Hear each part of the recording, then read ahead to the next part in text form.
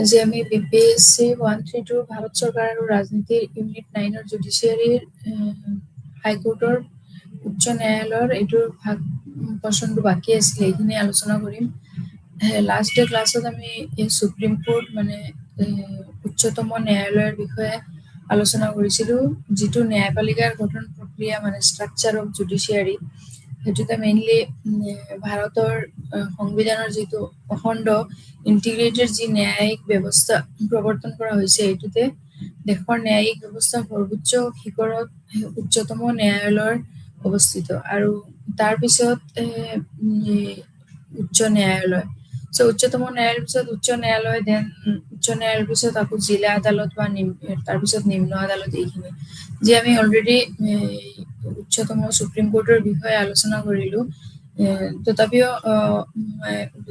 3-4টা line supreme কোৰ্টৰ বিষয়ে কৈছো, যি ভাৰতৰ বিচাৰ ব্যৱস্থাৰ সৰ্বোচ্চ শিখৰতে আছে উচ্চতম ন্যায়ালয় মানে সুপ্ৰিম কোৰ্ট অৱস্থিত। আৰু এই বিচাৰ ব্যৱস্থাটোৱে হ'ল কি এককেন্দ্ৰিক, আৰু গোটেই দেশৰ বিচাৰ ব্যৱস্থা ভাৰতৰ উচ্চতম ন্যায়ালয়ৰ দ্বাৰাই নিয়ন্ত্ৰণাধীন। আৰু ভাৰতৰ উচ্চতম ন্যায়ালয় হ'ল ভাৰতৰ বিচাৰ ব্যৱস্থাৰ অভিভাৱক মেইন। এই ন্যায়ালয়ৰ সিদ্ধান্তই ভাৰতৰ ভূখণ্ডত অৱস্থিত সকলো আদালতৰ ওপৰতে বাধ্যতামূলক আৰু প্ৰযোজ্য। আৰু উচ্চতম ন্যায়ালয়ক ভাৰতৰ যুক্তৰাষ্ট্ৰীয় আদালত বুলিও কোৱা হয়। তাৰপিছত ৰাজ্যৰে হ'ল মানে সৰ্বোচ্চ আদালত, ৰাজ্যৰ সৰ্বোচ্চ আদালত হ'ল এই উচ্চ ন্যায়ালয় মানে হাইকোৰ্ট, যিটোৰ বিষয়ে আমি আজি আলোচনা কৰিম। উচ্চ ন্যায়ালয়ত মেইনলি প্ৰত্যেক ৰাজ্যৰ বাবে উচ্চ ন্যায়ালয় থাকে, আৰু কেতিয়াবা দুখন-তিনিখন ৰাজ্যৰ কাৰণেও কেতিয়াবা এখন উচ্চ ন্যায়ালয় ইউজ হৈ থাকে। মেইনলি ভাৰতৰ ৰাষ্ট্ৰপতিয়ে উচ্চ ন্যায়ালয়ৰ যি ন্যায়াধীশসকলক নিযুক্তি দিয়ে, আৰু উচ্চ ন্যায়ালয়ৰ মুখ্য ন্যায়াধীশৰ নিযুক্তি দিওঁতে ৰাষ্ট্ৰপতিয়ে উচ্চতম যি ন্যায়ালয়ৰ মুখ্য ন্যায়াধীশ যি চিফ জাষ্টিচ অফ ইণ্ডিয়া তেওঁৰ সুধি পেলাইহে কৰিব লাগিব, আৰু ৰাজ্যৰ যি ৰাজ্যপালৰ সৈতেও আলোচনা কৰে। এখন হাইকোৰ্টৰ যি মুখ্য ন্যায়াধীশ তেওঁক এপইণ্টমেণ্ট দিবৰ কাৰণে ৰাষ্ট্ৰপতিৰ মেইনলি সুপ্ৰিম কোৰ্টৰ যি চিফ জাষ্টিচ অফ ইণ্ডিয়া তেওঁৰ, আৰু লগতে যিখন ষ্টেটৰ ন্যায়াধীশৰ এপইণ্টমেণ্ট হ'ব, সেইখন ষ্টেটৰে ৰাজ্যপালৰ লগতো তেওঁ এইটো বিষয়ে আলোচনা কৰিব। আৰু আন মেইনলি এইখন হাইকোৰ্টৰ এজন চিফ জাষ্টিচৰ লগত আৰু কেইজনমানৰ জাষ্টিচ লগতে থাকে, সেইখিনিও তেওঁলোকে পিছত তেওঁ আৰু ৰাষ্ট্ৰপতিৰ লগত ৰাজ্যপালৰ সৈতেও, আৰু মুখ্য ন্যায়াধীশ উচ্চতম ন্যায়ালয়ৰ যি মুখ্য ন্যায়াধীশ তেওঁলোকৰ লগতে আলোচনা কৰি পেলাইহে ৰাষ্ট্ৰপতিয়ে মেইনলি এইবিলাক নিযুক্তি দিয়ে। আৰু বদলিৰ ক্ষেত্ৰতো তেওঁ মুখ্য ন্যায়াধীশৰ লগতে আলোচনা কৰিহে ৰাষ্ট্ৰপতিয়ে এইখিনি কৰিব, আৰু এইখিনি তেওঁৰ বাধ্যতামূলক হয়। তাৰ পিছতো প্ৰকৃতাৰ্থ ন্যায়াধীশ নিৰ্বাচন প্ৰক্ৰিয়াটো উচ্চতম যিটো ন্যায়ালয়ৰ নিৰ্বাচন প্ৰক্ৰিয়াটোত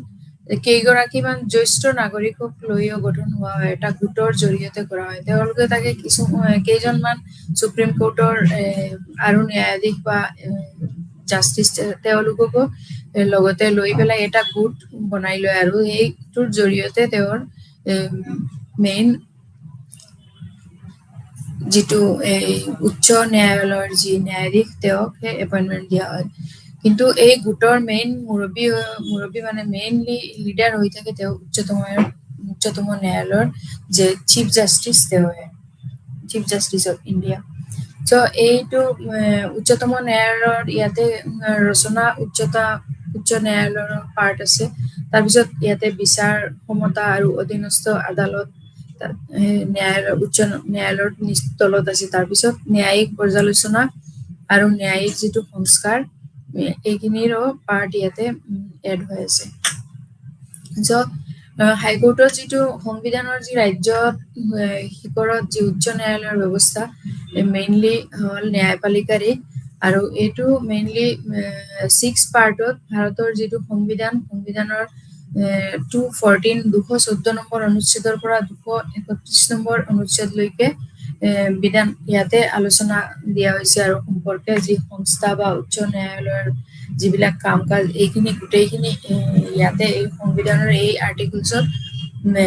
বৰ্ণনা কৰা হৈছে 6 নম্বৰ খণ্ডত আৰু বিধানত 125 নম্বৰ অনুচ্ছেদৰ মতে মেইনলি প্ৰতিটো যিবিলাক উচ্চ ন্যায়ালয় থাকিব প্ৰতিখন ৰাজ্যত নিয়মে এটা উচ্চ ন্যায়ালয় থাকিব লাগিব আৰু আদালতসমূহৰো সাংবিধানিক মৰ্যাদা আছে কিন্তু কিছুমান ক্ষেত্ৰত যেটো অনুচ্ছেদ নম্বৰ 1917 যেটো কনস্টিটিউয়েন্ট এন্ড এইটোৰ মতে 1956ত আৰু এইখিনি উল্লেখ কৰা হৈছিল যে এখন আদালতক 2 বা 2ৰ পৰা বেছি হলেও ষ্টেটে এইখন ইউজ কৰিব পাৰিব পিছত 214 নম্বৰ আৰ্টিকলৰ পিছত যেতিয়া 7th এমেন্ডমেন্ট আকু কনস্টিটিউশনত চেঞ্জ হৈছিলে 1956ত তেতিয়া মানে এইখন আলোচনা কৰা হৈছিল যে দুটাৰ ওপৰত ষ্টেটেও এইখন হাইকোৰ্ট ইউজ কৰিব পাৰিব সো মেইনলি আমি যদি আলোচনা এটা বস্তু জানিব যে ইন্ডিয়াত ফাৰ্ষ্টতে তিনিটা ষ্টেটতে হাইকোৰ্ট আছিলে কলকাতা মুম্বাই আৰু মাদ্ৰাজ চেন্নাই যেটো 1862 ফাৰ্ষ্ট যেতিয়া ব্ৰিটিছ তেওঁলোকৰ আন্ডাৰতে তিনিটা হাইকোৰ্ট তেতিয়া হৈছিলে তাৰ পিছত ফৰ্থ যেটো হাইকোৰ্ট যেটো আহমেদাবাদত বনোৱা হৈছে যেটো সবতকে আটাইতকে বেছি এতিয়াও ইন অল ওভাৰ ইন্ডিয়াত এলাহাবাদ হাইকোৰ্টখন সবতকে ডাঙৰ আছে তাতে ভলিউম যিমান জুডিশিয়াল যিবোৰ নিয়ম বা যিবোৰ প্ৰসেস এইবোৰতে সবতকে ডাঙৰ বুলি কোৱা হয় কিন্তু এৰিয়া হিচাপত যদি যাওঁ আমি তেনেহলে ঝাৰখণ্ডৰ যেখন হাইকোৰ্ট এইখনত সবতকে ডাঙৰ হয় কিন্তু ভলিউম আৰু যিবোৰ ৰিপোৰ্ট বা ওয়াৰ্কিং ক্যাপাসিটি এইবোৰৰ মাজতে গলে এলাহাবাদ যিখন হাইকোৰ্ট সেইখন সবতকে হাইয়েস্ট বুলি ক'ব পাৰো সো গোটেই বিলাকৰ ভিতৰত কেন্দ্ৰীয় শাসিত অঞ্চলৰ ক্ষেত্ৰতে সংসদে আইনৰ দ্বাৰা এই অধিকাৰ ক্ষেত্ৰতো উচ্চ ন্যায়ালয়ৰ অধিকাৰ ক্ষেত্ৰত যিকোনো এটাৰ পৰা বাদ দি কেন্দ্ৰীয় শাসিত অঞ্চল বা কেন্দ্ৰীয় শাসিত অঞ্চলৰ বাবে উচ্চ ন্যায়ালয় গঠন কৰা হৈছে আৰু এইদৰে দিল্লী মাদ্ৰাজ আনকি যেতিয়াই এটা কেন্দ্ৰীয় শাসিত অঞ্চল আছিল ইয়াৰ এটা সুকীয়া উচ্চ ন্যায়ালয়তো আছিলে আৰু এই উচ্চতম ন্যায়ালয়ৰ আদালতে যি কৰিছে যে তেওঁলোকৰ আন্ডাৰতে কিছুমান বেলেগ যেনেকা ঠাইত যেনেকা পণ্ডিচেৰী কেৰালা এইবোৰত উচ্চ ন্যায়ালয়ৰ ওপৰতো বিচাৰ ক্ষমতা লাভ কৰি আহিছে দাদৰা নগৰ হাভেলী এইবিলাকতো বোম্বে উচ্চ ন্যায়ালয়ৰ আন্ডাৰতে কলিকতা হাই আন্দামান এনেকা নিকোবৰ দ্বীপপুঞ্জৰ ওপৰত আদালত ঠিক এনেকা পাঞ্জাব হাৰিয়ানা আদালত কিছুমানে তেওঁলোকে কিছুমান এইবিলাক মিলাই ষ্টেট বিলাকে মিলিছে একেলগতে কৰি লৈছে মেইনলি আমি যদি চাবলৈ যাওঁ তেনেহলে ষ্টেট গোটেই ইণ্ডিয়াত 25 হাইকোৰ্টছ হিচাপ কৰিবলৈ গলে তাতে 25 হাইকোৰ্টছ আছে ষ্টেটছত 28 ষ্টেটছৰ মাজত টোটেলি হাইকোৰ্ট 25 কিছুমানত যেনেকা হাইকোৰ্ট যেনেকা অৰুণাচল মিজোৰাম নাগালেণ্ড সিহঁত সকলে যেনেকা আমাৰ গুৱাহাটীৰ হাইকোৰ্টখন শ্বেয়াৰ কৰি আছে সেম তেনেকা যেনেকা আৰু এখন গোৱা এখন আছে য'ত মুম্বাইৰ হাইকোৰ্টখন শ্বেয়াৰ কৰি আছে সেম তেনেকা এই বস্তুটো একচুয়ালি 7 যেটো এমেন্ডমেন্টত চেঞ্জ হৈছিলে এইটোৰ মতে কনস্টিটিউশন 56ৰ মতে কোৱা হৈছিলে যে কিছুমান ক্ষেত্ৰত দুটাৰ ওপৰত ষ্টেটেও এখন উচ্চ ন্যায়ালয় ইউজ কৰিব পাৰিব সো নাম্বাৰ অফ হাইকোৰ্টৰ ফালে গলে এনেকা টোটেলি এইবোৰ পাৰ্ট 6 যেটো এইটোতে আলোচনা কৰা হৈছিলে সো হাইকোৰ্টৰ উচ্চ ন্যায়ালয়ৰ ক্ষেত্ৰত আকৌ কিছুমান বস্তু যেনেকা এই ভাৰতৰ ৰাষ্ট্ৰপতিয়ে গোটেইবোৰ মুখ্য ন্যায়াধীশক লৈ যৌথ অধিকাৰ তথা দায়িত্ব থকা অনুষ্ঠান এইবোৰত তেওঁ যিটো কলেজিয়াম বুলি কয় সিহঁতে এটা কলেজিয়াম বনাই কিনি এইটোৰ থ্ৰুতে ডিচিশন লয় আৰু এইটোৰ ইয়াৰ পৰামৰ্শৰ মেইন হ'ল ৰাষ্ট্ৰপতি মেইন চ' ন্যায়াধীশ এতিয়া হাইকোৰ্টৰ ন্যায়াধীশ হবলৈ গ'লে আমি কি কোৱালিফিকেশ্যন থাকিব লাগিব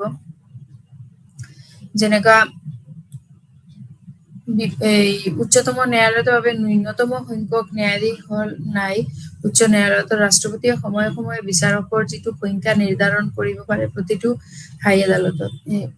কোৱালিফিকেশ্যনৰ ক্ষেত্ৰত ফাৰ্ষ্টতে তেওঁ এজন কি হ'ব লাগিব ভাৰতীয় নাগৰিক হ'ব লাগিব চ' ভাৰতীয় নাগৰিকৰ লগতে তেওঁ যিকোনো এখন জিলা পৰ্যায়ত বা এজ এন এডভোকেট হওক বা জিলা পৰ্যায়ত তেওঁ ন্যায়াধীশ তেনেকা 10 years এটলিষ্ট তেওঁৰ যোগ্যতা থাকিব লাগিব আৰু তেওঁ এক বা একাধিক উচ্চ ন্যায়ালয়ত মানে হাইকোৰ্টত একেবাৰে তেওঁ 10 years লৈকে ওকালতি কৰা হ'ব লাগিব আৰু এই বস্তুটো এবাৰ নিযুক্তি হোৱাৰ পিছত উচ্চ ন্যায়ালয়ৰ ন্যায়াধীশে 62 years লৈকে তেওঁ অধিষ্ঠিত থাকিব পাৰিব আৰু অফৰ ৰিটায়াৰ্ড হোৱাৰ পিছতো তেওঁ উচ্চতম ন্যায়ালয়ৰ নিযুক্তিত ন্যায়াধীশ বা উচ্চতম ন্যায়ালয় বা যিকোনো উচ্চ ন্যায়ালয়ত মাত্ৰ তেওঁৰ চাৰ্ভিচ আগবঢ়াব এজ এ চাৰ্ভিচ তেওঁ জইন কৰিব পাৰিব অধিবক্তা হিচাপে ওকালতিও কৰিব পাৰিব চ' এইখিনিত তেওঁৰ ন্যায়াধীশে সাধাৰণতে নোপোৱালৈকে তেওঁৰ যিটো কাৰ্যভাৰ তেওঁ 62 years লৈকে কৰিব পাৰিব আৰু তেওঁ পদত্যাগ কৰি বা ন্যায়াধীশ নিযুক্তি দি আসনখনক খালী কৰিব পাৰে বা সৰ্বোচ্চ আদালতৰ দ্বাৰাও বা অন্য কোনো উচ্চ ন্যায়ালয় বদলি কৰি তেওঁ ৰাষ্ট্ৰপতি তেওঁ কৰিব পাৰে কিন্তু ৰাষ্ট্ৰপতি দুখত এজন তেওঁ ন্যায়াধীশ অপসাৰণৰ কৰিব পাৰে বা অসৎ আচৰণত অথবা অসমতা এইবিলাকতো উচ্চতম ন্যায়ালয়ৰ এজন ন্যায়াধীশক তেওঁ অপসাৰণ কৰিব পাৰে চ' এইবোৰ ক্ষেত্ৰত কি দেখা যায় প্ৰায় উচ্চতম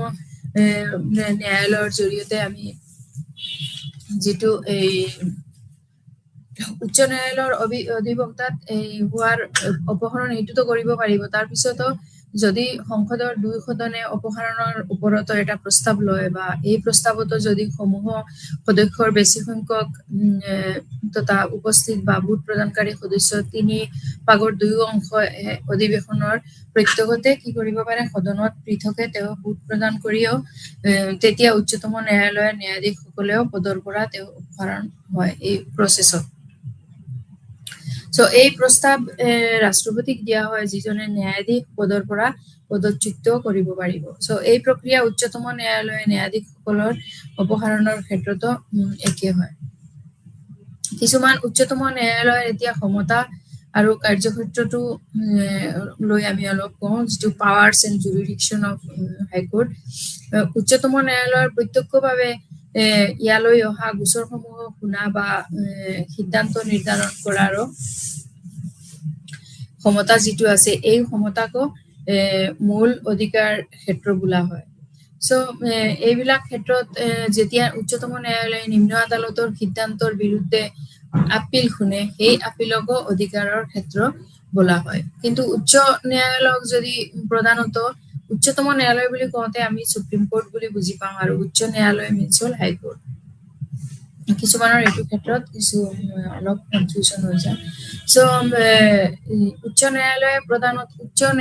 প্ৰধানলৈ আপিল আদালতত হিচাপেও জনা যায় আৰু নিম্ন আদালতে লোৱা যিবিলাক দেৱানী বা ফৌজদাৰী গোচৰৰ সিদ্ধান্তৰ বিৰুদ্ধে উচ্চ ন্যায়ালয়ত আপিল কৰিব পাৰে তাৰপিছত মূল যিবিলাক অধিকাৰ ক্ষেত্ৰ আছে যেনেকা বিচাৰ ক্ষমতাৰ এইবোৰৰ ক্ষেত্ৰত জুৰিডিকশ্যনৰ ক্ষেত্ৰত উচ্চ ন্যায়ালয়ৰ মূল যিটো অধিকাৰ ক্ষেত্ৰত বলবৎ কৰা অন্তৰ্ভুক্ত মৌলিক অধিকাৰ সংঘৰ যিবিলাক নিৰ্বাচন সম্পৰ্কীয় বিবাদ নিষ্পত্তি আৰু ৰাজ্যিক যিবিলাক বিধায়িনী দল আৰু ৰাজহৰ বিষয়ৰ ওপৰত অধিকাৰ ক্ষেত্ৰ। ইয়াৰ আপিলকাৰীৰো অধিকাৰ ক্ষেত্ৰলৈকে বিস্তৃত হয় দেৱানী বা অপৰাধমূলক দুটা বিষয়ে। দেৱানী বিষয়ত উচ্চতম ন্যায়ালয় হয় প্ৰথম আবেদন বা দ্বিতীয়খন আপিল আদালত, আৰু অপৰাধমূলক হল যিবোৰ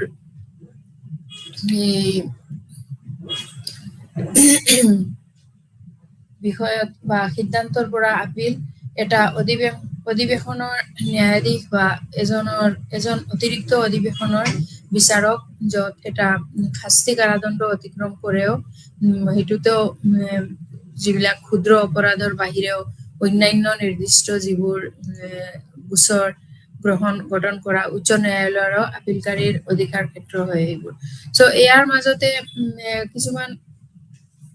এই যে আমি দিৱানী আদালত বা দিৱানী বিষয় উচ্চ আদালত এইখিনৰ গোচৰ বা এই অভিলেখ আদালত, তাৰপিছত দিৱানী গোচৰ আদালত মানে চিভিল কেচেছ বা ক্ৰিমিনেল কেচেছ, ফৌজদাৰী গোচৰ, এইখিনি লৈ অলপ মানে বুজাই দিওঁ অলপ বস্তুটো। দিৱানী গোচৰ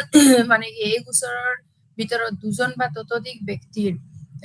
সম্পত্তিৰ সৈতে জড়িত কাজিয়াৰ গোচৰ, সন্ধি বা চুক্তি বা বিবাহ বিচ্ছেদ বা মালিকৰ বা ভাড়াতীয়াৰ কাজিয়াৰ গোচৰ, এইবোৰ পৰে যিবিলাক দিৱানী গোচৰ, মানে চিভিল কেচেছ যিবিলাক দিৱানী গোচৰ হয় এইবিলাকৰ আণ্ডাৰত পৰে। আৰু ফৌজদাৰী যি আছে ইয়াতে ফৌজদাৰী গোচৰৰ আণ্ডাৰত কি পৰে, এই গোচৰ হল কি আইন ভংগৰ লগত জড়িত থাকে। মেইনলি এই গোচৰবোৰত চুৰি, ডকাইতি, দৰ্শন, পকেট মৰা কাৰ্য, শাৰীৰিক আতিশায্য, হত্যা আদি এইবোৰ জড়িত থাকে। চ' এনে গোচৰত এনেধৰণৰ গোচৰবোৰ নিম্ন আদালততো ৰাজ্যৰ হৈ পুলিচ বা আৰক্ষীয়ে উত্থাপন কৰে, আৰু এনে গোচৰবোৰ দোষীৰ বিৰুদ্ধে উত্থাপিত হয়। চ' এনে ধৰণৰ গোচৰত দোষী সাব্যস্ত হলে দোষীক জৰিমনা বা মৃত্যুদণ্ডৰো আদেশ দিয়া হয়। এই বস্তুবোৰ দিৱানী বিষয়ত পৰে। আৰু ৰাজহ গোচৰ আৰু এটা আছে যিবোৰ হল কি ৰেভিনিউ কেচেছ বুলি কওঁ আমি। মেইনলি এইবোৰ প্ৰধানত জিলাৰ যিবোৰ কৃষি ভূমিৰ ওপৰতে যিবোৰ আৰোপিত ভূমি এইবোৰৰ ৰাজহৰ লগত জড়িত থাকে। চ' এই বিচাৰ ক্ষমতাৰ মাজত এই তিনি চাৰিটা গোচৰ কেচেছ বিলাক হয়, যিবোৰ দিৱানী গোচৰ হওক, ফৌজদাৰী গোচৰ বা ৰাজহ গোচৰ, মেইনলি এই বেলেগ বেলেগ হৈ এইটো গোচৰত পৰিছে। প্ৰত্যেকখন জিলাতে ভাৰতৰ বিভিন্ন প্ৰকাৰৰ যিবিলাক অধীনস্থ আৰু অথবা নিম্ন আদালত যিবোৰ আছে থাকে, সেইবিলাককে এইবোৰ দিৱানী আদালত বা ফৌজদাৰী আদালত আৰু ৰাজহ আদালত, এই আদালতবোৰ ৰাজহ সংক্ৰান্তীয় গোচৰবোৰ যিবিলাক বেলেগ বেলেগ গোচৰ, এইবিলাক বেলেগ গোচৰ বেলেগ বেলেগ বিভাগত এইবোৰ আলোচনা হয়। আৰু তাৰপিছত তাক এটা আকৌ দিৱানী আদালত যিটো হয়, এইখিনি আমি পিছত আলোচনা কৰিম আকৌ আদালতৰ পাৰ্ট বিলাকত। চ' এতিয়া আকৌ ফৌজদাৰী গোচৰত যদি উচ্চ ন্যায়ালয়ে আকৌ সন্তুষ্টি হয় যে নিম্ন আদালতৰ আবদ্ধ হৈ থকা গোচৰ এটাত যদি আইনৰ প্ৰশ্ন জড়িত হৈ থাকে, যাৰ বাবে সংবিধানে ব্যাখ্যা কৰিব পাৰে, গোচৰটো পৰীক্ষা কৰাৰ পিছতো উচ্চ ন্যায়ালয়ে গোচৰটো নিজে নিষ্পত্তি কৰিব পাৰে, অথবা এইটো নিম্ন আদালতলৈও নিষ্পত্তি কৰিবৰ কাৰণে বিবৃতি সহ তেওঁলোকে পঠুৱাব পাৰে।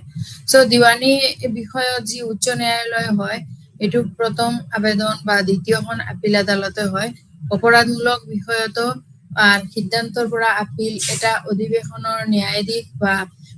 এজন অতিৰিক্ত অধিৱেশন বিচাৰক, য'ত এটা শাস্তি কাৰাদণ্ড অতিক্ৰম কৰে এটলিষ্ট 7 বছৰ বা ক্ষুদ্ৰ অপৰাধৰ বাহিৰেও অন্যান্য নিৰ্দিষ্ট গোচৰ গঠন বা কৰা উচ্চ ন্যায়ালয়ৰ আপিলকাৰীৰ অধিকাৰ ক্ষেত্ৰ। চ' ইয়াতে মেইনলি যিবোৰ সংবিধানৰ নিৰাময় অধিকাৰ বিষয়ে মৌলিক অধিকাৰত যিবোৰ জৰিয়তে উচ্চতম ন্যায়ালয় বা উচ্চ ন্যায়ালয়ৰ লেখ জাৰি কৰিব পাৰে, এই লেখ হল ৰাজ্যে বা আনে উলংঘন কৰিব নোৱাৰে। এইবোৰ কোনে উলংঘন কৰিব নোৱাৰে, সংবিধানে উচ্চ ন্যায়ালয়ৰ কিছুমান লেখ জাৰি কৰাৰ ক্ষমতা দিব পাৰে। এইটো পাৰ্লিয়ামেন্টৰ পৰা সংবিধানত হাইকোৰ্টত দি দিয়ে। যিটো কোনেও অবাধ্য কৰিব নোৱাৰে। আৰু এই ন্যায়ালয়বোৰেও ৰাজ্য চৰকাৰে যিকোনো ব্যক্তি বা কৰ্তৃপক্ষলৈ লেখ জাৰি কৰিব পাৰে।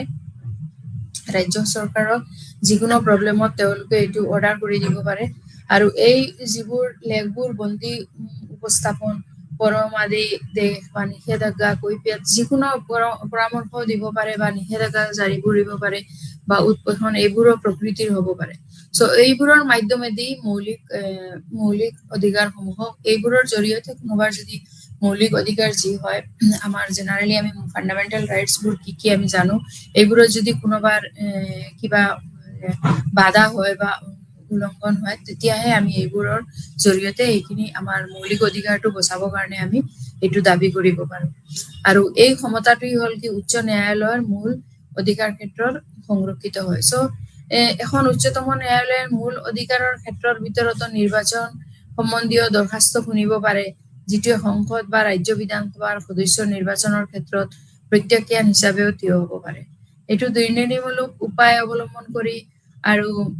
নিৰ্বাচনৰ প্ৰতিদ্বন্দ্বিতা কৰা সদস্যৰ নিৰ্বাচন এফেলীয়াকৈ ৰাখি থব পাৰে। সকলো নিম্ন আদালতসমূহে ৰাজ্যৰ উচ্চ ন্যায়ালয়ৰ নিয়ন্ত্ৰণ, নিৰ্দেশ বা তত্বাৱধানতো কাম কৰা দেখা যায়। এইবোৰৰ ক্ষেত্ৰত কিছুমান সংবিধানে উচ্চ ন্যায়ালয়সমূহক নিহিত কৰিছে। মেইনলি 4টা সংবিধানে যিটো পাৰ্লিয়ামেণ্টাৰী হাইকোৰ্টক কিছুমান অতিৰিক্ত ক্ষমতা দিছে, যিবোৰ হ'ল মেইনলি 4টা হ'ল, যিটো হ'ল ৰাইট বুলি ক'ব পাৰো আমি।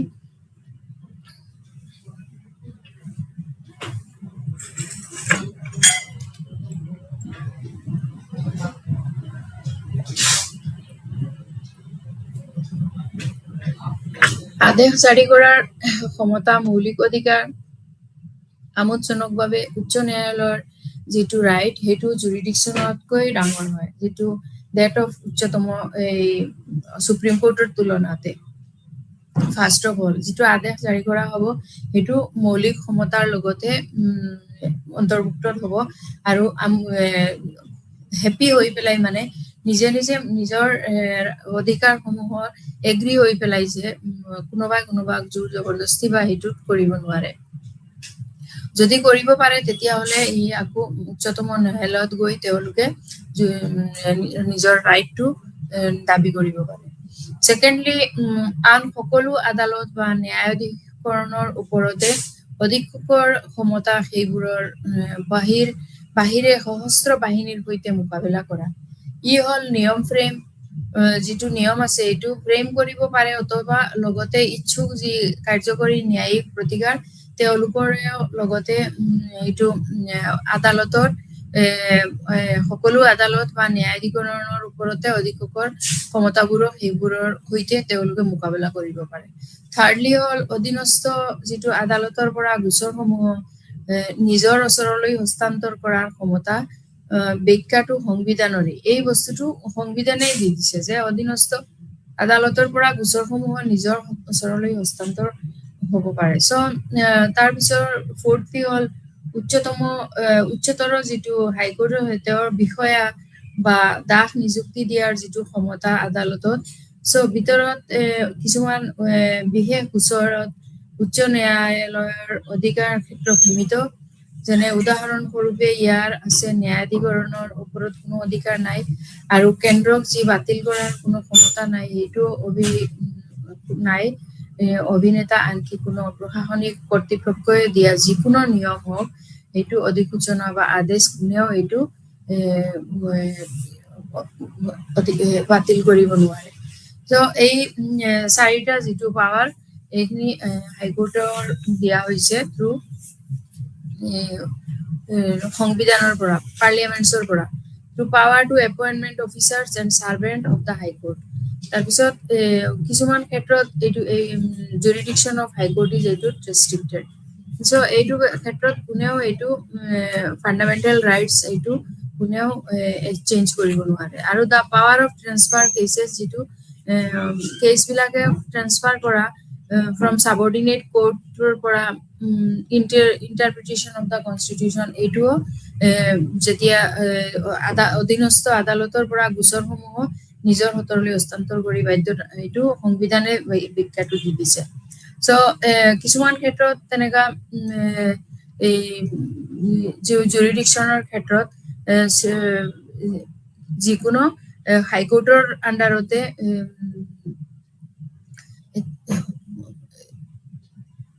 যদি কোনোবা এইটো আদেশ অমান্য বা ভাঙিব কৰা হয় তেতিয়া তেওঁলোকে এই বস্তুবিলাক সুপ্ৰিম কোৰ্টলৈও যাব পাৰে এইটোও সংবিধানৰে প্ৰস্তাৱনা সো সাবঅৰ্ডিনেট আদালত এতিয়া সাবঅৰ্ডিনেট আদালত মানে কি হয় অধীনত কিছুমান উচ্চতম ন্যায়ালয়ৰ উচ্চ অধীনত যিবিলাক উচ্চ আদালতৰ অধীনত কিছুমান উচ্চ ন্যায়ালয়ৰ আদালতৰ এটা স্তৰ আছে যিবোৰৰ বিষয়ে উল্লেখ কৰা হৈছে যে ভাৰতীয় এজন অধীনস্থ আদালত হিচাপে সংবিধান যেহেতু এই আদালতবোৰ আহিছে অস্তিত্ব লৈ ৰাজ্য চৰকাৰৰ প্ৰণয়নৰ বাবে তেওঁলোকৰ নামকৰণ আৰু ৰাজ্যভেদে পদবী বেলেগ বেলেগ সো অৱশ্যে এইটো একাকাৰতা আছে ইয়াৰ সাংগঠনিক সম্পৰ্কে গাঁথনি সো সাবঅৰ্ডিনেট কেইটাৰ ক্ষেত্ৰত এইটো ক্ষেত্ৰত ডিভাইডেড ইনটু ডিষ্ট্ৰিক্টছ তাৰপিছত ডিষ্ট্ৰিক্টছত আকৌ ডিষ্ট্ৰিক্ট কোৰ্টত সেইটো জুৰিডিকশ্যন সেইটোৰ ক্ষেত্ৰত জুৰিডিকশ্যন হয় আকৌ ডিষ্ট্ৰিক্টৰ ক্ষেত্ৰত সো কিছুমান ক্ষেত্ৰত তেনেকা সাবঅৰ্ডিনেট কোৰ্টৰ ক্ষেত্ৰত এখন উচ্চ ন্যায়ালয়ৰ অধীনস্থ আদালতবোৰ সকলো ধৰণৰ ন্যায়িক বা প্ৰশাসনীয় যিটো প্ৰকৃতিৰ কাম কাজবোৰ চোৱা চিতা বা নিয়ন্ত্ৰণ কৰাৰ যিটো অধিকাৰ এইবোৰ উচ্চ ন্যায়ালয়তো আছে আৰু চোৱা চিতাৰ ক্ষমতা ব্যৱহাৰ কৰোঁতে উচ্চ ন্যায়ালয়ে নিম্ন ন্যায়ালয়ে বা নিম্ন আদালতৰ পৰা যিকোনো তথ্য বিচাৰিব পাৰে বা তথ্য সাধাৰণ নীতি বনাব বা জাৰি কৰিব পাৰে বা আদালতবোৰৰ কাম কাজ চলাই নিবৰ বাবে নিয়ম বনাব পাৰে এনেধৰণৰ নীতি নিয়মসমূহ নিৰ্দেশসমূহ উচ্চ ন্যায়ালয়ে জাৰি কৰিব পাৰে কিছুমান ক্ষেত্ৰত উচ্চ ন্যায়ালয়ে সাবঅৰ্ডিনেট যিবিলাক আদালতৰ এওঁলোকৰ কাৰণেও তেওঁ কিছুমান নিয়ম নীতি এইবোৰ নিৰ্দেশ দিয়ে আৰু তেওঁ এইবোৰ বস্তু জাৰি কৰিব অধিকাৰ আছে কৰিব পাৰে আৰু যিটো নিম্ন আদালতৰ কৰ্মচাৰী নিযুক্তি সাবঅৰ্ডিনেট কেছবিলাকে নিম্ন যিটো আদালতৰ এইবোৰ কৰ্মচাৰী নিযুক্তি বা পদোন্নতি বা অৱনমিতকৰণ বা অনুপস্থিততা ছুটি আদিৰ ক্ষেত্ৰতো তেওঁলোকে নিম্ন আদালতৰ কাৰণে তেওঁ নিয়ম বনাব পাৰে মুঠতে তেওঁলোকে সাবঅৰ্ডিনেট আদালতে হাইকোৰ্টক মানিব লাগিব আৰু প্লাছ সাবঅৰ্ডিনেট আদালতে নিম্ন আদালতৰ কৰ্মচাৰীৰ বা যিটো ক্ষমতা বা পাৱাৰ এইখিনিও তেওঁলোকে চাব লাগিব সো অভিলেখ কোৰ্ট অফ ৰেকৰ্ডত আৰু কিছুমান অভিলেখ আদালত আছে যেনেকা উচ্চতম ন্যায়ালয়ৰ দৰে উচ্চ ন্যায়ালয় হল এখন লেখ বা অভি আদালত সো ৰাজ্যৰ যিটো নিম্ন আদালতসমূহৰ উচ্চ ন্যায়ালয়ৰ সিদ্ধান্ত মানি চলিব লাগিব নিম্ন আদালত যিবোৰ যেনেকা সাবঅৰ্ডিনেট আদালতে হওক বা নিম্ন আদালত বা ডিষ্ট্ৰিক্টৰ এইবোৰে কি কৰিব লাগিব উচ্চ ন্যায়ালয়ক মানি চলিব লাগিব আৰু তেওঁলোকে উচ্চ ন্যায়ালয়ে দোষী বা অসম্মানকাৰী সকলক শাস্তি প্ৰদান কৰাৰ ক্ষমতা আছে হাইকোৰ্টে কি কৰিব পাৰে তেওঁলোকৰ পৰা যদি কোনোবা অসম্মানকাৰী হয় বা দোষী হয় তেওঁলোককো কি কৰিব পাৰিব শাস্তি দিব পাৰিব সো যদিও ৰাজ্য নহয় এইটো কোনো ৰাজ্য নহলে এইটো উচ্চ ন্যায়ালয় নাই তাতে তেনেহলে তেওঁলোকে বেলেগ ৰাজ্যলৈও শ্বেয়াৰ কৰিব পাৰিব এতিয়া আমি উচ্চ ন্যায়ালয়ৰ এটা বস্তু আলোচনা কৰা নাই যেতিয়া আমি কোৱালিফিকেশ্যন আলোচনা কৰিছিলো উচ্চ ন্যায়ালয়ৰ চেলাৰীবোৰ কৰ পৰা আহে মেইনলি হাইকোৰ্টৰ চিফ জাষ্টিচ চেলাৰীটো তেওঁৰ মেইনলি কৰ পৰা আহে মেইনলি ষ্টেটৰ পৰা ষ্টেট ফাণ্ডৰ পৰা তেওঁৰ চেলাৰীটো আহে সো ষ্টেট ফাণ্ডৰ পৰা চেলাৰীটো আহে এতিয়া যিসকলৰ সৈতে যেনেকা কিছুমান ক্ষেত্ৰত দুখন ষ্টেটৰ যদি এখন হাইকোৰ্ট হয় দুখন ষ্টেটত যদি এখন হাইকোৰ্ট হয় তেতিয়া দুখন ষ্টেটৰ ফাণ্ডৰ পৰাই তেওঁৰ চেলাৰী দিয়া হ'ব আৰু এই দুখন ষ্টেটতে ৰাষ্ট্ৰপতিয়ে ডিচাইড কৰিব যে কোনে 60% দিব নে আৰু কোনে 40% দিব বা কোনে 50% দিব আৰু কোনে 50% এইখিনি ৰাষ্ট্ৰপতিয়ে দিব মুঠতে দুখন ৰাজ্য যদি এ ষ্টেট হয় আৰু বি ষ্টেট হয় তেনেহলে এ ষ্টেটৰ পৰা আৰু 20 ষ্টেটৰ এই দুটাৰ ফাণ্ডৰ পৰাই তেওঁক চেলাৰী দিব লাগিব আৰু এই বস্তুটো হয় ৰাজ্যপালে চেলাৰী ডিচাইড কৰে সৰি ৰাজ্যপাল নহয় ৰাষ্ট্ৰপতি তেওঁ প্ৰেচিডেণ্টে ডিচাইড কৰিব এইবোৰৰ ক্ষেত্ৰত দেৱানী আদালত ফৌজদাৰী আদালত ৰাজহ আদালত তাৰপিছত ৰাজহ আদালতৰ আণ্ডাৰত আকৌ আছে ৰাজহ বোৰ্ডৰ আণ্ডাৰত আছে আয়ুক্ত সমাৰহতা তাৰপিছত তহচিলদাৰ ৰাজহুৱা চক্ৰ বিষয়া তাৰপিছত নেইব ৰাজস্ব বিষয়া এইবোৰ আকৌ দণ্ডাধীশৰ লগত প্ৰথম শ্ৰেণীৰ দণ্ডাধীশ আছে দ্বিতীয় শ্ৰেণীৰ দণ্ডাধীশ বা তৃতীয় শ্ৰেণীৰ দণ্ডাধীশ সেম তেনেকা দেৱানী আদালত ফৌজদাৰী আদালত ৰাজহ আদালতত যেনেকা ফৌজদাৰী আদালতৰ আণ্ডাৰত আছে সেশন ন্যায়াধীশ অথবা জিলা বা সেশন ন্যায়াধীশ আকৌ দেৱানী আদালতৰ আণ্ডাৰতে আছে জিলা ন্যায়াধীশ অথবা জিলা আৰু সেশন ন্যায়াধীশ সৰু সৰু কাৰণবোৰৰ লৈও আলোচনা কৰা হয় এতিয়া আমি ন্যায়াধীশৰ যোগ্যতা আৰু নিযুক্তি লৈ যিটো আলোচনা কৰিলো এইটো অধীনস্থ আদালতবোৰৰ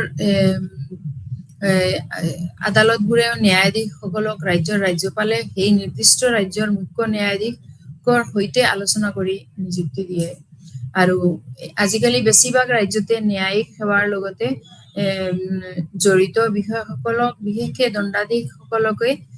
ৰাজ্যিক লোকসেৱা আয়োগৰ দ্বাৰা পৰিচালিত প্ৰতিযোগিতামূলক পৰীক্ষাৰ বাছনি দ্বাৰা কৰি লোৱা হয় আৰু তেওঁলোকে ৰাজ্যপালৰ দ্বাৰা নিযুক্তি দিয়া হয় যিকোনো এজন ব্যক্তি যি একেৰাহে 7 বছৰ ধৰি ওকালতিৰ লগত জড়িত বা যিজন ব্যক্তি ৰাজ্য বা কেন্দ্ৰীয় চৰকাৰৰ অধিকাৰত কাম কৰে তেনে ব্যক্তিজন জিলা আদালতত ন্যায়াধীশ পদৰ বাবে উপযুক্ত বুলি বিবেচিত হ'ব এইটো হ'ল ন্যায় আদালতৰ জিলা আদালতৰ কিন্তু হাইকোৰ্টত আকৌ 10 ইয়াৰ্ছলৈকে আলোচনা হ'ব কিন্তু হাইকোৰ্টৰ আণ্ডাৰ এইটো ডিষ্ট্ৰিক্টৰ যিটো জিলা ন্যায়াধীশ সেইটো এটলিষ্ট কমেও এইটো 7 ইয়াৰ্ছৰ তেওঁৰ কাম কৰা যিটো ওকালতিৰ লগত জড়িত থকা তেনে হ'ব লাগিব এনে ব্যক্তি এজনৰ প্ৰয়োজনীয় আইনগত যোগ্যতা সমূহ যিটো আইনগত যোগ্যতা এইটো সমূহ তেওঁৰ থকা উচিত ইয়াতে আমি জুডিচিয়েল যিটো পুনৰাবেক্ষণ সেইটোৰ ক্ষেত্ৰত যিটো ন্যায়িক যি পৰ্যালোচনাৰ ধাৰণাটো অৰ্থ হ'ল কি ডিগ্ৰী বা শাস্তিৰ পুনৰীক্ষণ এজন উচ্চতম আদালতৰ দ্বাৰা আদালত ন্যায়িক পৰ্যালোচনাৰ অধিক কাৰিকৰী তাৎপৰ্য ৰাজহুৱা আইন বা বিশেষকৈ লিখিত সংবিধান থকা দেশসমূহত প্ৰতিষ্ঠা কৰা হৈছে আৰু ওপৰত সীমিত চৰকাৰৰ ধাৰণা ন্যায়িক পৰ্যালোচনাৰ অৰ্থ হ'ল এই ক্ষেত্ৰত যে আদালতৰ আইনৰ বৈধতা পৰীক্ষা কৰাৰ ক্ষমতা আছে আৰু লগতে অন্যান্য চৰকাৰী সংবিধানৰ বিধানসমূহৰ সম্পৰ্কে ব্যৱস্থা গ্ৰহণ কৰা ন্যায়িক পৰ্যালোচনাৰ অৰ্থ হ'ল কি এইটো ক্ষেত্ৰত আদালতৰ আৰু আইনৰ বৈধতা পৰীক্ষা কৰাৰ ক্ষমতা আছে আৰু লগতে অন্যান্য চৰকাৰী সংবিধানৰ বিধানসমূহৰ সম্পৰ্কে ব্যৱস্থা গ্ৰহণ কৰা মেইনলি জুডিচিয়েল পৰীক্ষণৰ মাজত এইখিনি পৰিছে এতিয়া আমি দিৱানী আদালতত যিটো জিলা ন্যায়াধীশৰ আদালত যিটো চিভিল কোৰ্টৰ সেইটোৰ বিষয়ে অলপ আলোচনা কৰো কেনেকা উচ্চ আদালতৰ লগত ৰিলেটেড হৈ আছে জিলা ন্যায়াধীশৰ আদালত জিলাৰ দিৱানী গোচৰৰ সৈতে জড়িত আটাইতকৈ উচ্চ আদালত হয় প্ৰায় সেই একে আদালতত যিটো জিলা আদালত বা ন্যায়াধীশৰ সেশন আদালত বুলিও জনা যায় আৰু এই আদালতে প্ৰধানত জিলা পৰ্যায়ৰ দিৱানী বা ফৌজদাৰী গোচৰৰ সৈতে সম্পৰ্ক থাকে এই আদালতৰ ন্যায়াধীশসকলৰ ৰাজ্যপালে নিযুক্তি দিয়ে এইটো মেইনলি ৰাজ্যপালে নিযুক্তি দিয়ে কোনটো দিৱানী আদালতত চিভিল কোৰ্টৰ এইখিনিত তাৰপিছত জিলা ন্যায়াধীশৰ আকৌ যিবোৰ জিলা ন্যায়াধীশৰ তলত যিটো জিলাত এজন বা ততোধিক উপ ন্যায়াধীশ থাকে সেইবোৰো আকৌ পৰিয়াল সংক্ৰান্ত গোচৰ যেনে বিবাহ বিচ্ছেদ সন্তানৰ অভিভাৱকত্ব বিভিন্ন ধৰণৰ পৰিয়াল সংক্ৰান্তীয় কাজিয়াৰ গোচৰ সমূহ নিষ্পত্তি কৰিবৰ বাবে উপ ন্যায়াধীশৰ আদালতৰ লেখীয়া সমপৰ্যায়ত পৰিয়াল আদালত থাকে ইয়াৰ তলত যিটো আদালত আৰু সৰু সৰু কাৰণৰ লগতো জড়িত আদালত থাকে সো এনে আদালতবোৰে কম পইচা জড়িত গোচৰ সম্পত্তি নিষ্পত্তি কৰে আৰু সৰু সৰু কাৰণৰ লগত জড়িত আদালতৰ সিদ্ধান্তৰ বিৰুদ্ধে কোনো আপিল কৰিব নোৱাৰে এই সকলো আদালতে যেটো দিৱানী বিবাদ শুনে আৰু নিষ্পত্তি কৰে সো জিলা ন্যায়াধীশৰ আদালত সমূহে জিলা আদালতে উপ ন্যায়াধীশৰ আদালতৰ সিদ্ধান্তৰ বিৰুদ্ধে অকল আপিল নুশুনে জিলা ন্যায়াধীশৰ আদালতত পুনঃপ্ৰথম আৰম্ভ হোৱা যেটো গোচৰ সেইবিলাকো শুনে আৰু এই আদালতৰ সিদ্ধান্তৰ বিৰুদ্ধে আপিলৰ শুনানি উচ্চ যেটো ন্যায়ালয়ত কৰা হয় সো দিৱানী আদালতে দুই বা ততোধিক ব্যক্তিৰ মাজত সংমতত হোৱা সম্পত্তি বিবাহ বিচ্ছেদ চুক্তি আৰু গোস্বামী বা চুক্তি অভংগকৰণৰ আদিৰ লগত জড়িত গোচৰৰ সমূহৰ সৈতে সম্পৰ্ক ৰাখে আৰু ফৌজদাৰী আদালতত কি হয় সেশন ন্যায়াধীশ আদালত চমুকৈ সেশন আদালত হল জিলাৰ আটাইতকৈ যি উচ্চ ফৌজদাৰী আদালত এই আদালতৰ তলত প্ৰথম দ্বিতীয় আৰু তৃতীয় শ্ৰেণীৰ দণ্ডাধীশৰ আদালত থাকে যেনেকা ৰাজধানী সম্বন্ধীয় মুখ্য চহৰবোৰ যেনে দিল্লী কলকাতা মুম্বাই আৰু চেন্নাইৰ প্ৰথম শ্ৰেণীৰ দণ্ডাধীশসকলকো মুখ্য দণ্ডাধীশ বুলি জনা যায় সো কিছুমান ফৌজদাৰী ক্ষেত্ৰত কি হয় এইবোৰ বস্তুত যেনেকা কোৰ্টত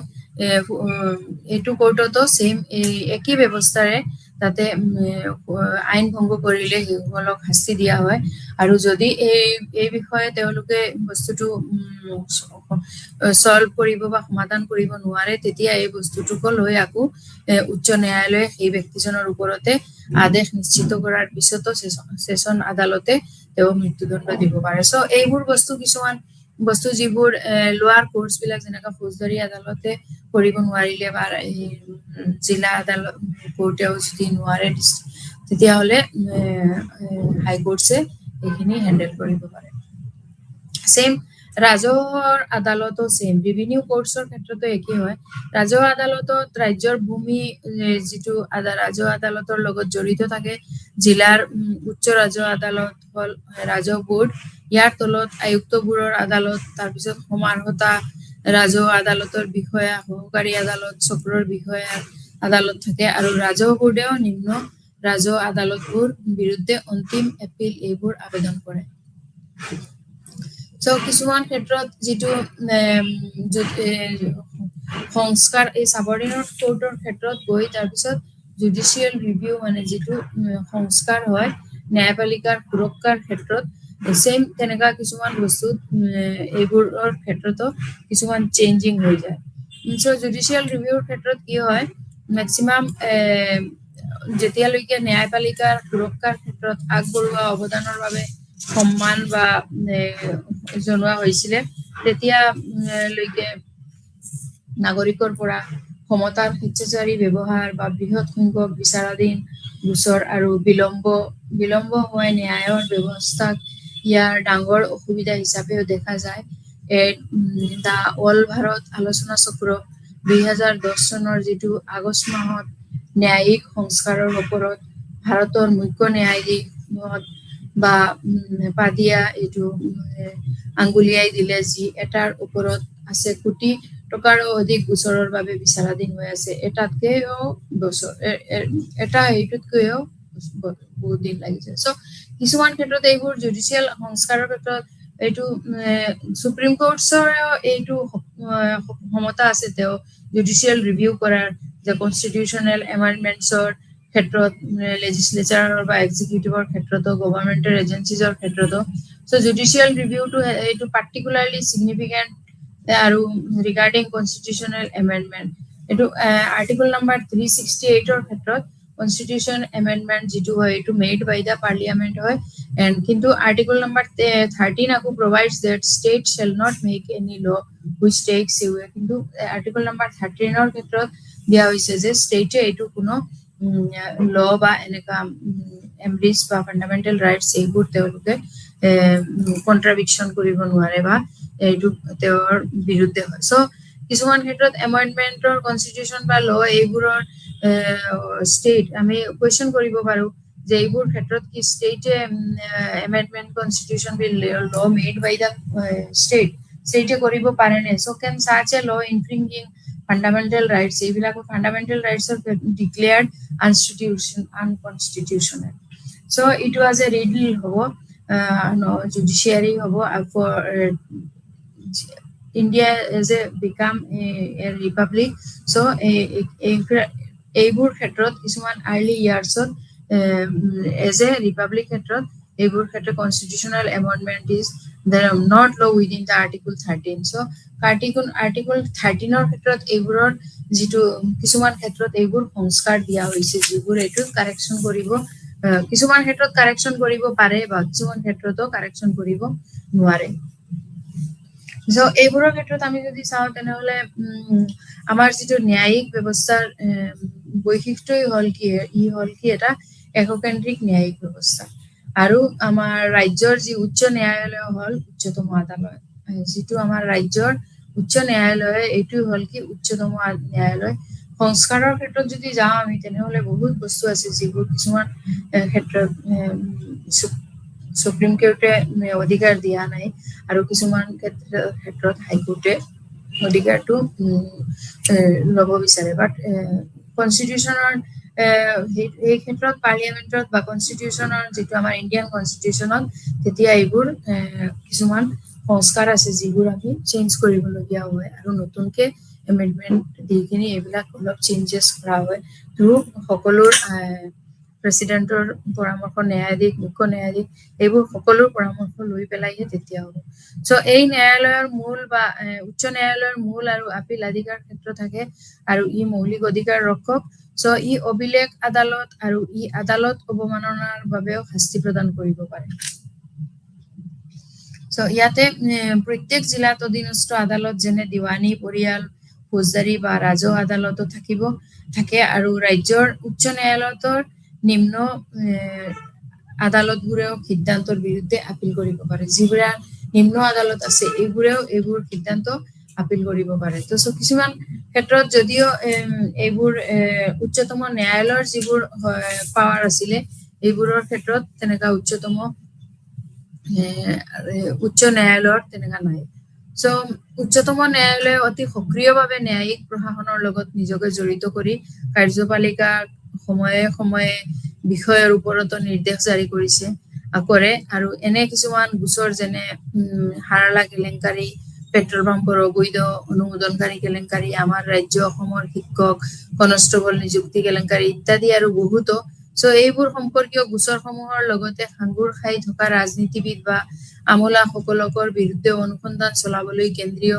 অনুসন্ধান সংস্থা CBI উচ্চতম ন্যায়ালয়ে নিৰ্দেশ দিছিলে সো উচ্চতম ন্যায়ালয়ৰ সুপ্ৰিম কোৰ্টৰ বহুত বস্তুৰ ক্ষেত্ৰত বহুত বেছিকৈ পাৱাৰ আছে তেওঁলোকে এইখিনি কৰিব পাৰে আমেৰিকা যুক্তৰাষ্ট্ৰৰ দৰে যি আমাৰ দেশৰ সংবিধানখন ক্ষমতা পৃথকীকৰণ সেপাৰেশন অফ পাৱাৰ্স নীতিৰ ওপৰতো প্ৰতিষ্ঠিত নহয় তথাপিও ভাৰতৰ সংবিধানখন সীমিত হয় আৰু পৰিসৰৰ ক্ষমতা পৃথকীকৰণৰ ভাৰসাম্য সম্মতাৰ ক্ষেত্ৰত চৰকাৰৰ প্ৰতিটো অংগৰ কাৰ্যক্ষেত্ৰ আৰু অধিকাৰ ক্ষমতা বিভাজন নীতিৰ দ্বাৰা ভাগ কৰি দিয়া হৈছে যাতে কোনোটো অংগই নিজৰ সীমা অতিক্ৰম কৰিব নোৱাৰে যাতে সুপ্ৰিম কোৰ্টেও তেওঁৰ নিজৰ সীমাটো অতিক্ৰম কৰে আৰু হাইকোৰ্টেও তেওঁৰ নিজৰ সীমাটো অতিক্ৰম কৰে এইটো সংবিধানে দিয়া এইটো বস্তু সংবিধানে নিৰ্দিষ্ট কৰি দিয়া নীতি অনুযায়ী কাৰ্যপালিকা বিধানমণ্ডল আৰু ন্যায়পালিকাই ৰাজ্য কাৰ্য সম্পাদন আৰু দায়িত্ব পালন কৰিব লাগে ক্ষমতা বিভাজনৰ ক্ষেত্ৰতো স্পষ্ট নীতি থকা সত্ত্বেও সময়ে সময়ে বিধানমণ্ডল আৰু ন্যায়পালিকাৰ মাজত বা কাৰ্যপালিকা আৰু ন্যায়পালিকাৰ মাজত মতানৈক্য হোৱা দেখা যায় মেক্সিমাম সময় সামটাইমছ এইবোৰ আমি পাওঁ যে তাতে মতানৈক্য দেখা দিয়ে কিন্তু ইয়াৰ বিষয়ে বিশেষকৈ সম্পত্তিক মৌলিক অধিকাৰৰ পৰা কৰ্তন কৰা হৈছে আৰু এইবোৰৰ এই এটা যধে মধে সংশোধন কৰিও ক্ষমতাৰ উপয়োগ কৰাৰ কথা উল্লেখ কৰিব পাৰি এইটো আমি যেনেকা এটা এজ এন এক্সাম্পল এইটো আমি দিব পাৰো যে যেনেকা ডিসকাস কৰি এই বস্তুটো সংশোধন কৰা হৈছে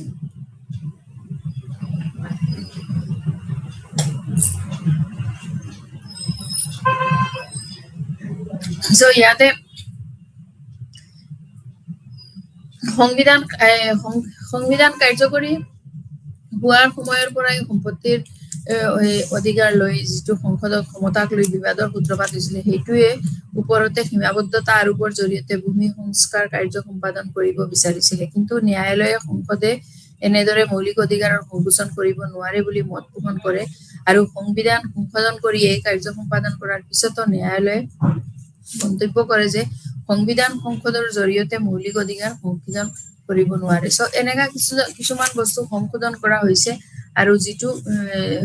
সংশোধনৰ জৰিয়তে জুডিচিয়েল ৰিভিউ যোনটো এইবিলাকতো যথেষ্ট চেঞ্জ হৈছে। চ' এই এইটোত আমি ক'ব পাৰো যে পৃথিৱীৰ সুপ্ৰিম কোৰ্টৰ ক্ষেত্ৰত আমি ক'ব পাৰো যে ন্যায়পালিকাৰ ক্ষেত্ৰত ক'ব পাৰো যে পৃথিৱীৰ ভিতৰত আটাইতকৈ শক্তিশালী নহলেও ভাৰতৰ ন্যায়পালিকাৰ ক্ষমতা প্ৰতিপত্তি বা মৰ্যাদা কম নহয় আৰু ভাৰতৰ যি শাসন কাৰ্যত ইয়াৰ ভূমিকাও বিশেষ তাৎপৰ্যপূৰ্ণ। চ' ভাৰতৰ যিটো বৰ্তমান ন্যায়পালিকাৰ সূত্ৰপাত এইটো হ'ব পাৰে ব্ৰিটিছ যুগত 1777 চনৰ নিয়ন্ত্ৰণ আইন আৰু 1861 চনৰ ভাৰতীয় উচ্চ ন্যায়ালয়ৰ আইন, তাৰপিছত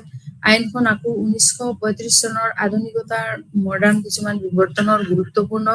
মাইলৰ খুঁটিনায়ক ব্যৱস্থা ভাৰতত এইখন আকৌ অলপ চেঞ্জেছ, তাৰপিছত ভাৰতৰ সংবিধানত অনুসৰি উচ্চতম ন্যায়ালয়ৰ যিটো ফল' কৰিছে আৰু সৰ্বোচ্চ আইনৰ আদালত হয় এইখনেই উচ্চতম ন্যায়ালয়। চ' উচ্চতম ন্যায়ালয়ে ঘোষণা কৰা আইনখন বাইণ্ডিং কৰা সকলো সৰু আদালতৰ ওপৰত, অৰ্থাৎ উচ্চ ন্যায়ালয় বা অধীনস্থৰ ওপৰত যিটো আদালত দি দিয়া হৈছে ফেডাৰেল আদালত হিচাপে বা অভিভাৱক হিচাপে ন্যায়পালিকাৰ গুৰুত্ব মৌলিক নাগৰিক অধিকাৰ ভাৰতীয় সংবিধান প্ৰণয়ন কৰি দিছিল আৰু ডাঙৰ আদালতৰ স্বাধীনতা আৰু ন্যায়িক পৰ্যালোচনা। এইটো এটা যিটো সুপ্ৰিম কোৰ্টৰ তলত আছে হাইকোৰ্ট, তাৰপিছত হাইকোৰ্টৰ তলত ডিষ্ট্ৰিক্ট কোৰ্ট, তাৰপিছত আমি যিবিলাক এই আলোচনা কৰিলো দিৱানী ফৌজদাৰী আদালত, দিৱানী আদালত, তাৰপিছত এই যেনেকা এইবোৰৰ গোটেইবোৰৰ এটা কি আছে অধীনস্থৰ উৰ্ধৰ এটা বাইণ্ডিং কৰা সকলো এইবোৰ উচ্চতৰ যিটো দিয়া আছে এইবোৰৰ জৰিয়তে তেওঁলোকে নাগৰিকৰ স্বাধীনতাৰ ৰক্ষা কবচ হিচাপে আমি ন্যায়পালিকাৰ ওপৰতহে ভূমিকাত জনসাধাৰণৰ অসন্তুষ্ট বা আচৰিত হোৱা দেখা যায়, কাৰণ ৰাজনৈতিক হেঁচা বা বাহুবল আৰু যিটো ধন বলেৰে প্ৰকৃত অপৰাধী আদালতৰ পৰা শাস্তিৰ পৰা ৰেহাই পোৱা যায়। এইবোৰৰ ক্ষেত্ৰতো কিছুমান ক্ষেত্ৰত আমি ৰাজনৈতিক যিটো হেঁচা বা এইবিলাকত আজিকালি কিছু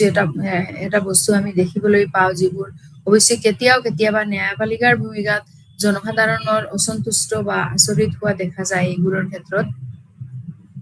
কিন্তু তথাপিও আমি মনত ৰাখিব লাগিব যে ভাৰতৰ ন্যায়পালিকা হ'ল এক শক্তিশালী অনুষ্ঠান, যিটো ভাৰতৰ ন্যায়পালিকাৰ সদায় নিৰ্ভীক আৰু নিৰপেক্ষভাৱে নিজৰ কাৰ্য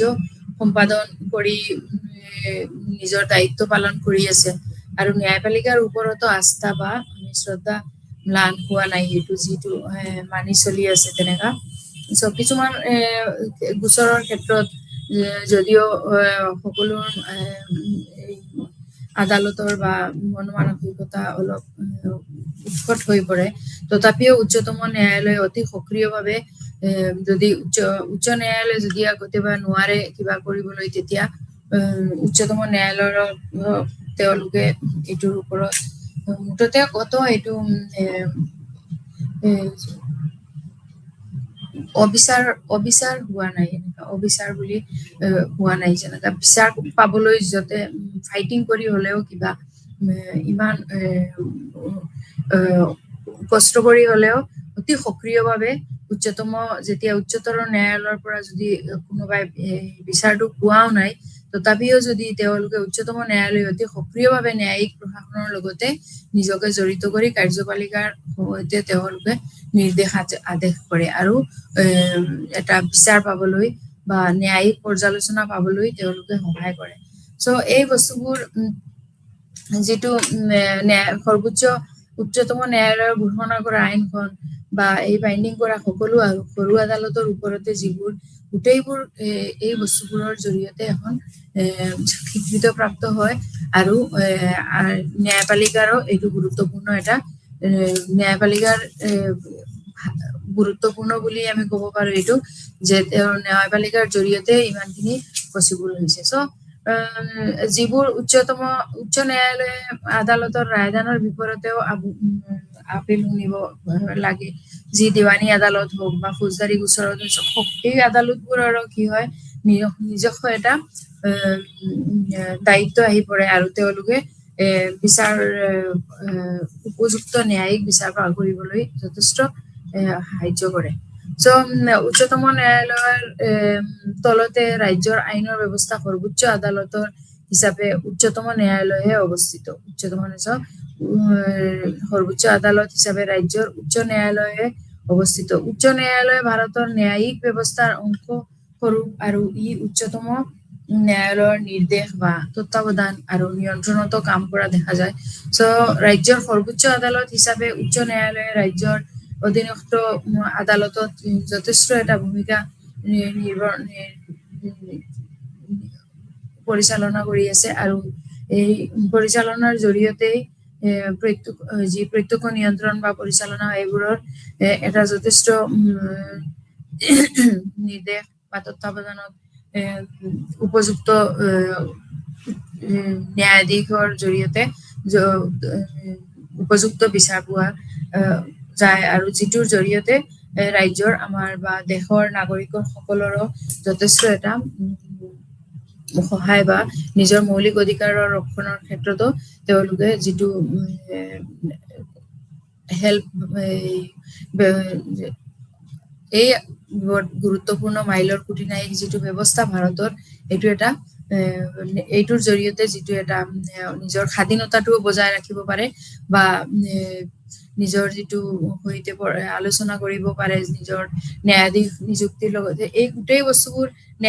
প্ৰধান ৰাষ্ট্ৰপতিৰ জৰিয়তে ন্যায়াধীশৰ জৰিয়তে